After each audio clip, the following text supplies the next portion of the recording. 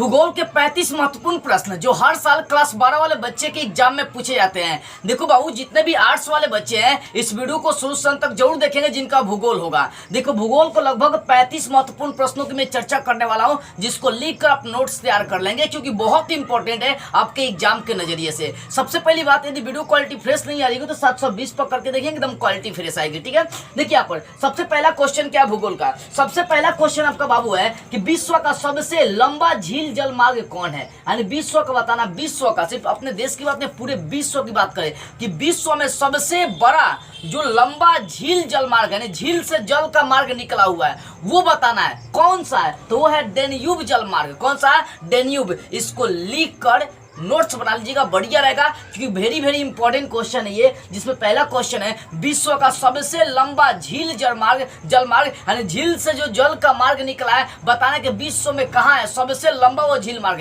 है तो सभी देश में झील से निकला हुआ मार्ग, लेकिन सबसे लंबा झील मार्ग कौन सा है, तो वो आपका है डेन्यूब जल मार्ग। कौन सा है? विश्व में है सबसे लंबा झील जल मार्ग, उसका नाम है डेन्यूब जल मार्ग। दूसरा प्रश्न है, चॉकलेट में किस पदार्थ का प्रयोग करते हैं। और ये सब आमतौर पर चॉकलेट खाते भी हैं, देखिएगा कोको का प्रयोग करते हैं। कोको एक पदार्थ होता है जिसका प्रयोग हम लोग चॉकलेट में करते हैं, ठीक है ना। तो पूछेगा चॉकलेट में किस पदार्थ का प्रयोग करते हैं, आंख मूंद के मारेंगे चोको। किस पर मारेंगे बाबू? चोको नहीं, कोको पर मारेंगे, ठीक है ना, कोको पर मारेंगे। आगे देखिए, कोको याद रखिए, चोको नहीं कोको। 3 नंबर प्रश्न है, भारत को इंटरनेट की सुविधा कब मिली थी।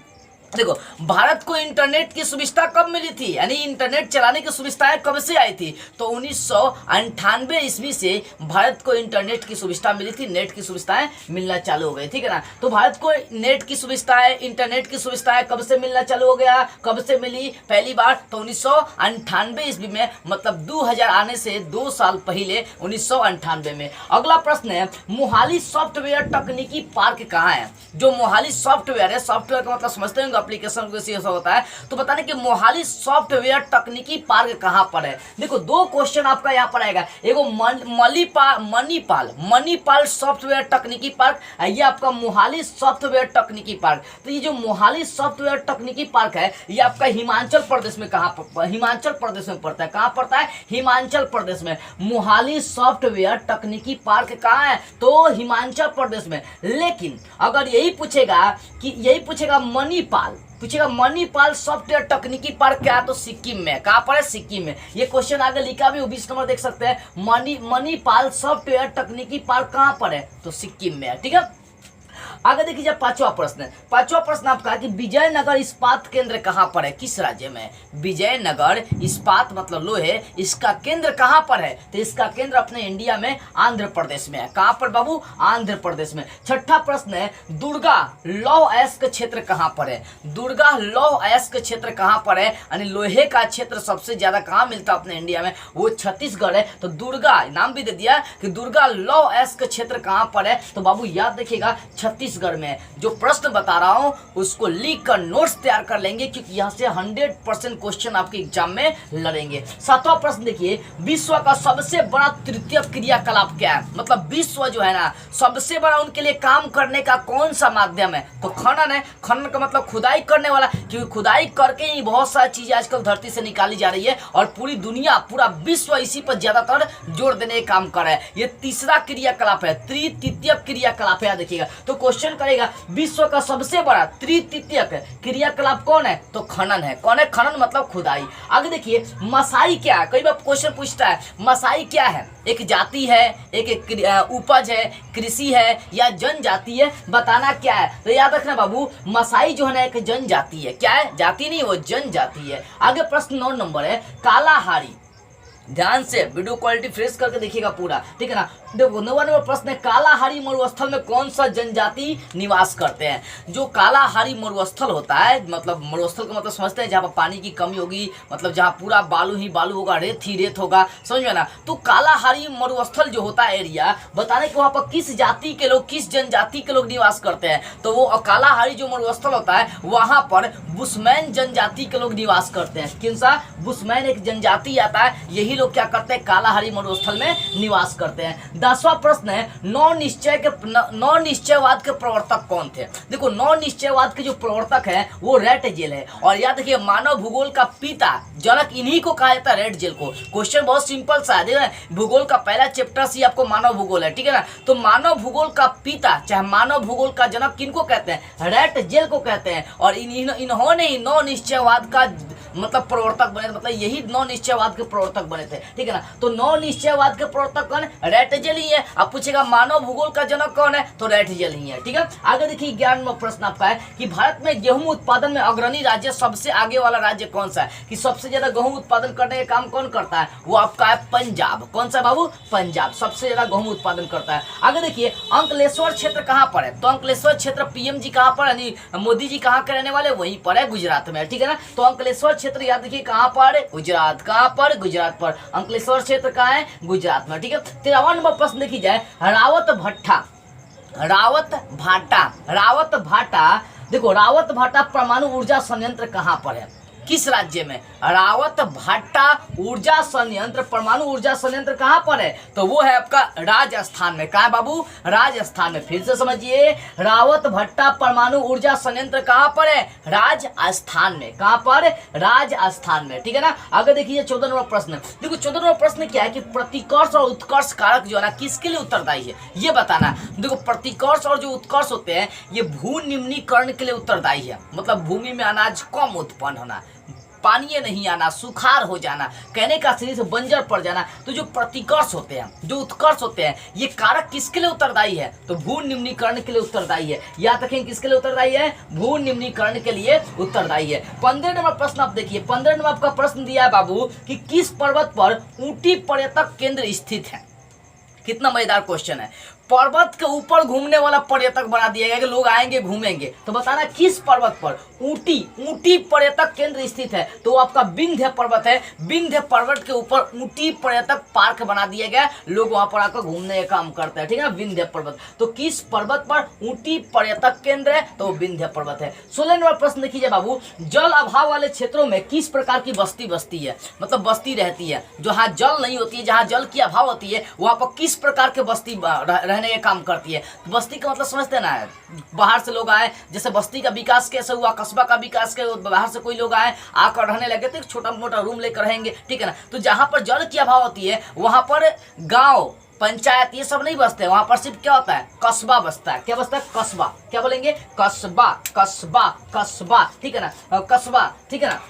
एक चीज समझिए, कस्बा होते हैं, बस्ती होता है, प्रकीर्ण होता है, गांव होता है, पंचायत होता है। तो इन चीजों में याद रखिएगा, जो जल अभाव वाला क्षेत्र होता है उसमें किस प्रकार की बस्ती है, तो आपके ऑप्शन मिलेंगे कस्बा, गांव, प्रकीर्ण, पंचायत। तो याद रखिएगा, जहां जल की कमी होती है बाबू वहां पर कस्बा नहीं बसता है, बस्ती भी नहीं मिलेगा आपको, गांव भी नहीं मिलेगा, वहां पर एक ही चीज मिलता है जिसका नाम है प्रकीर्ण। क्या नाम है, प्रकीर्ण। ये भी एक बस्ती का ही रूप है, देखिएगा। तो कस्बा बस्ती नहीं होगा, जहाँ जल की कमी होती है वहां पर ना तो कस्बा रह सकती है, ना बस्ती रह सकती है, ना गांव रह सकती है, वहां पर सिर्फ वल्ली और वल्ली एक ही बस्ती रहती है जिसका नाम है प्रकीर्ण। क्या नाम है, प्रकीर्ण। इस चीज को आप बढ़िया से याद रखेंगे, ठीक है बाबू। आगे प्रश्न देखिए, याद देखिए, जल अभाव वाले क्षेत्रों में कौन सी बस्ती रहती है, उस बस्ती का नाम है प्रकीर्ण।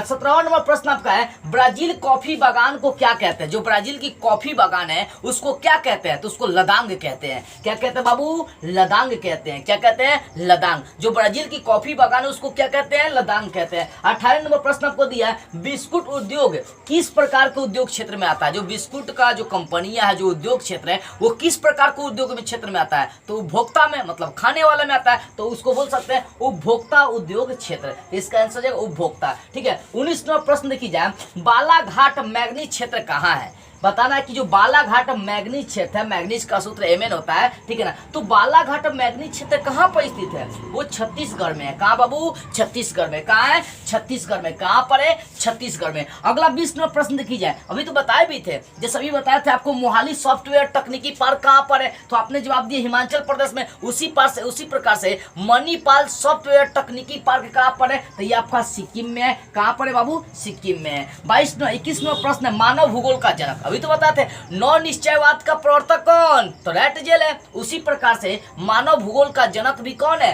रैटजेल ही है। 22 नंबर प्रश्न है अधिविश्वास की लघुत्तम इकाई क्या है, यानी जो अधिविश्वास होता है उसका छोटा से छोटा इकाई क्या है, वो आपका सबसे छोटा इकाई है, यानी गांव समाज का सबसे छोटा इकाई जो है उसको हम लोग कस्बा कहते हैं। क्या कहते हैं, कस्बा। जैसे जहां जल की अभाव होती है वहां बसने वाले बस्ती को प्रकीर्ण कहते हैं, लेकिन जो अगर लेकर चलेंगे कि अधिविश्वास है गांव समाज, इसका जो सबसे छोटा रूप होता है उसको हम बोलते हैं कस्बा। क्या कहेंगे, कस्बा। क्या बोलेंगे, कस्बा। आगे देखिए जाए 23 नंबर प्रश्न है भारत के 4 महानगरों को जोड़ने वाला कौन सी सड़क है, भारत के 4 महानगर को लियाकर जोड़ता है, उस सड़क का नाम बताना है। तो बाबू उस सड़क का नाम है स्वर्णिम चतुर्भुज मार्ग। क्या नाम है, स्वर्णिम चतुर्भुज मार्ग। क्या नाम है, स्वर्णिम चतुर्भुज मार्ग। यानी चतुर्भुज क्यों रखा गया, क्योंकि 4 गो भुजाओं को लियाकर जोड़ता है, ठीक है ना। तो भारत के 4 महानगरों को जोड़ने वाले सड़क का नाम याद देखिएगा, वेरी इंपॉर्टेंट क्वेश्चन आपका, जिसका नाम है स्वर्णिम चतुर्भुज मार्ग। क्या नाम है, स्वर्णिम चतुर्भुज मार्ग, स्वर्णिम चतुर्भुज